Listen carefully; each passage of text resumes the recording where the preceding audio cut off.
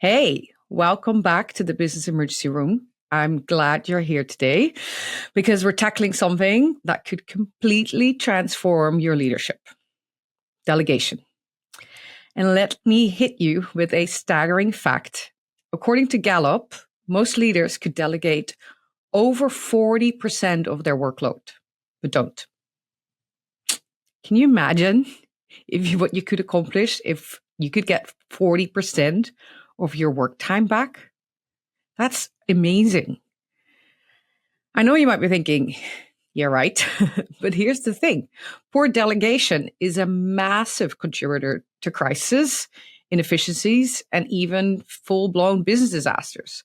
If you look at the NASA's Challenger disaster or the BP Deepwater Horizon spill, the challenges Boeing has with its 737 MAX, the Volkswagen emission scandal, all these cases, key decisions were held by the wrong people at the wrong levels. And when I say wrong levels, too high, they weren't delegated down properly to the people who held the expertise and had the skills to make them. A failure of delegation. So, why is delegation so hard? Because, I'm not kidding myself or anyone else. None of us are great at delegation. It's another one of those things that we as humans struggle with. But you can get better at it. And especially in high pressure, fast moving environments, it's potentially key, right? Or not potentially key. It can avoid major disasters. Leadership today isn't just about scaling. It's about navigating constant uncertainty, market disruptions, and high pressure decisions. If you're dealing with chaos, bottlenecks, and relentless pressure, welcome to the Business Emergency Room. Why do we struggle as leaders with delegation? It's because at our core, we struggle with trust. So if we delegate, will somebody else do it as well as I would do it? Will they care as much? Will they follow my process? Some of us really care about how certain things are done, and that's why we hold on. But the truth is, most of us can communicate what we expect better than we do in those cases. And the how of something gets done isn't as critical as the outcome. So that's the important thing to remember, because all those trust points as to, can somebody else do it as well? Do they care as much? Will they follow my process? A lot of that is around the how, but we should care more about what the outcome is. And the key of effective delegation is focusing exactly on those outcomes and not the methods, and link it back to the right level of expertise and skills too. So it's a risk question. So, how to delegate like a pro? Well, let's start exactly with that. We need to define the outcomes clearly. When you delegate, you need to explain what success looks like and not the exact steps to get there. If you are prescribing people how to do things and it's not their process, or if you're trying to explain an expert how to do their job, neither of these will have a good outcome, because people are not working according to their own strengths. One, or two, are going to get really teed off by patronizing behavior when you tell them how to do your job. So on that example, for instance, of the BP oil rig, what should have happened is that senior management should have told these people, saying, I want you to manage the safety of these operations. I want you to run it within the boundaries of what's safe. And I want you to escalate things when they are not safe and then, or no longer safe, or start to slide down an unsafe path, or develop along an unsafe path. And then explain that to us in a manner that us decision makers will understand the risks, right? So you as the expert should be able to relate to us why these situations are unsafe, so that and what you're advising to do in these situations, so that we can make informed decisions. And instead, the what happened was something along the lines of people being told how to do their job, but not really to then speak out when things were not right. And all the decisions on whether it was safe to continue operations were made by remotely based people, too far removed from the rig and from what was happening, and not being able to really interpret the messaging that was coming in the way that it was coming, because people felt constrained in what they were supposed to share and were following orders, and potentially stopped operating according to their own interpretation, what was most suitable in the process, because that was not appreciated, right? They felt that they could only respond and be hence reactive and not proactive in this situation. Which brings me to the second tip, which is around setting clear accountability and escalation paths. Delegation without defined decision rights is just really passing off tasks. So you need to, with delegating activities and responsibilities, you need to make it clear who is responsible. Once things go beyond certain boundaries, who do they escalate to? So once they start seeing unsafe conditions, who are the first steps of people who need to know, who can help make the next level decisions that are beyond their limit and control, and what are the change factors, right? So if I'm tasked with replacing a supplier and I work in the contracting and procurement department, I should have relative freedom to get on with that. Then there should probably also be an escalation around, or a rule put forward that says, okay, if contract rates are beyond 20% or 10% beyond what they currently are, or if the tech spec is a significant deviation from what we buy currently, then these are the people that need to be brought into the loop and needs to be looked at. Another place where this chain of command and the decision making is very clearly defined is in disaster response. So firefighters in the field have a clear chain of command, and so if there's stuff that's within the safety of managing the fire, it goes up to their chief and their line.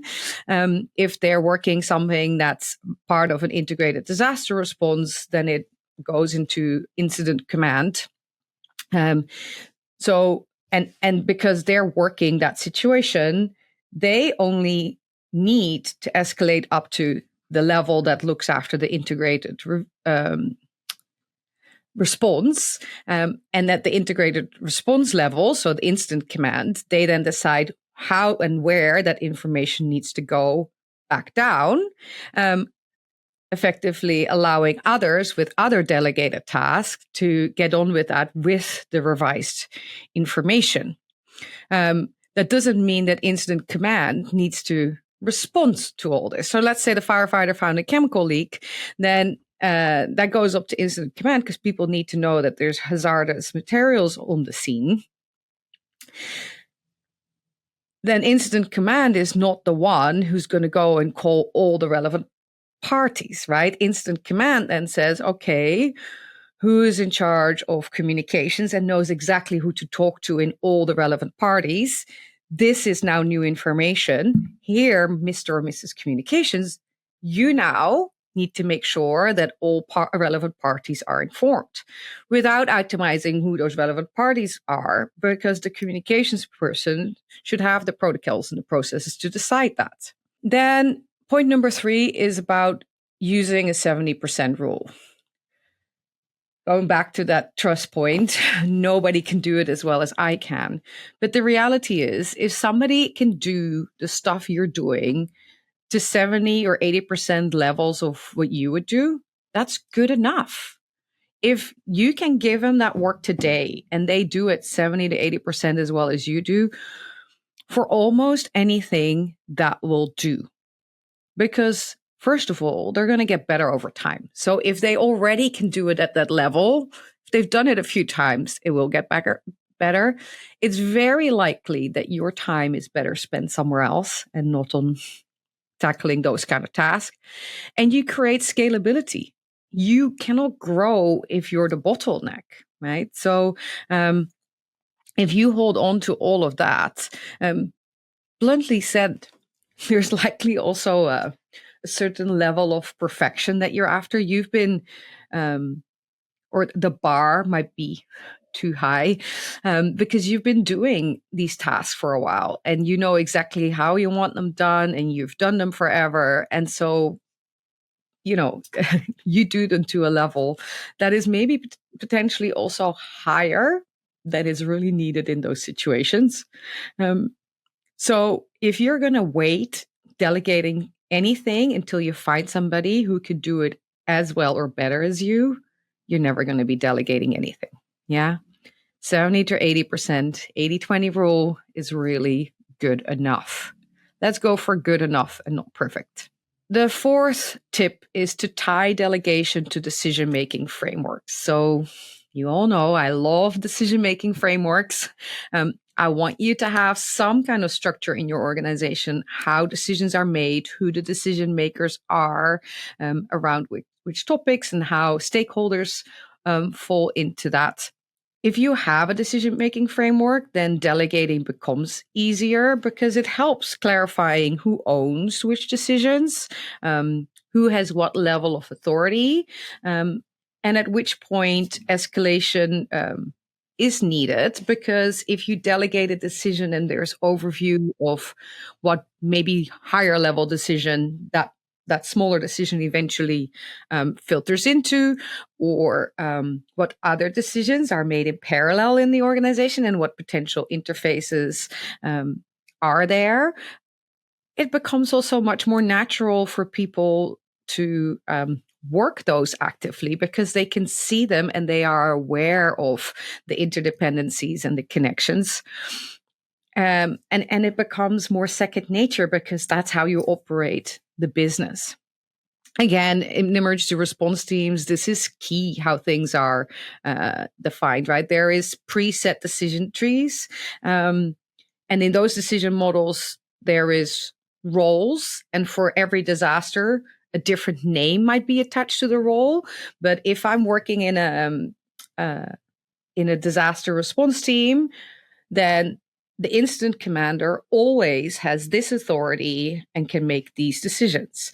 The site commander always has these authorities and can make these decisions. So all I need is to find out which person is carrying that hat today, or I sometimes don't even need to know, because if I'm actively in the field, then all I need to say to my team, well, this is a decision that needs to be taken up to the incident commander or the site commander. And then that other person will know who to find to escalate that situation to, right? So having that level of clarity and predefined, so you don't need to figure it out in the moment, is very helpful. It also, under stress, creates clarity for me. If I have one of those boxes and I know what my roles and responsibilities are attached to that, then I know that others are depending on me to make the decisions in that space. And I have that implied trust because I am position X and that team supervisor on site. So I know what that role is. I know what decisions fit in that. And somehow, intriguingly, that gives me more confidence under pressure to then make those decisions that come with that role, because I've been entrusted with it. And if I would have doubt around some of those decisions, of course, there is backbone or an escalation level that I can optionally use. If it's very unusual and I feel very uncomfortable with the decision, I can go out and escalate. But if I'm a little bit like, I'm like, okay, actually, this is me. I am equipped to make this decision, and I'm going to make the best possible decision I can with what I have on my plate. And so, that sense of empowerment to do that creates also some confidence and clarity in the moment that it's you, instead of me maybe looking at Is this me? Is this you? And then none of us doing either, right? So why is delegation more important in chaos? So let's talk about business emergencies, right? Which is exactly what this podcast is about. When things go wrong, leaders often pull everything back into their own hands, right? When we feel out of control, we're looking for control. And so pulling things in is a very natural human reaction in these situations. But it means that we as leaders, we start to micromanage. We potentially start to stop trusting our teams. Maybe also because we don't really trust ourselves in the situation. And we slow down decision making so much. So that's a huge mistake, because if you do that as a leader, you are personally fighting every fire. And you are leaving central command and there's nobody else there. What happens in chaos is that you need to think of yourself as central command. You need to sit in that chair in the incident control room, right? And people need to filter up the decisions to you that need to come to you. Then you make that decision, and then it should filter back down to people to act upon. And if you, with every decision that comes to you, get out of your chair and go and have a closer look and start peeling away the layers and start interacting in the situation and start dealing with it, then the next person comes up to the chair and finds it empty. And you become the bottleneck. So the bigger the crisis, the more effective delegation matters. You need to free yourself up so you can see the bigger picture, that you can make the real strategic calls that matter. And that ensures ultimately better alignment. Crisis response works because of clear delegation structures, and in your business, the same principles apply. So, how to delegate better today? Stop being the bottleneck. Delegate anything that someone can do 70% as well as you can. Anything. Clarify outcomes, not just tasks. What does success look like? What do you need delivered at the end of the work? What does it need to do? Build escalation ladders. So with delegated tasks, where do they go for help? Where do they go when they run into issues? If they cross which boundaries, do they need to come back for maybe a different or adjusted steer? Use a framework. Decision frameworks are going to be your friend in this. You need some clarity around the coat rack that everybody hangs their stuff on. And in chaos, delegate more, not less.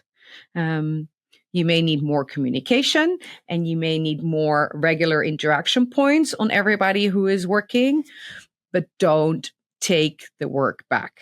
If you personally handling everything, you're drastically increasing the vulnerability of your business. So, like anything, delegation is a skill that gets stronger with practice. But remember, if you can free up 40% of your time, if you commit to this, why wouldn't you? Even if you would free up 20% to start with to get practicing with this, wouldn't that be a major shift for you personally, for your business? Imagine the things you would have time for. So my challenge to you, look at your workload today and identify 3 things you can delegate. And then make a good plan about what you're going to use your time for. It's time to stop spinning and start leading. So thank you very much for tuning into the Business Emergency Room today. I'm glad you are here. And if this episode resonated with you, then I would love to get your feedback. See you next time. Thank you. Thanks for tuning in to the Business Emergency Room. If today's episode hit home, let me know. Leave a review and tell me what challenges you're facing. Your feedback helps shape future episodes. So drop a comment or a message on LinkedIn with what's keeping you up at night.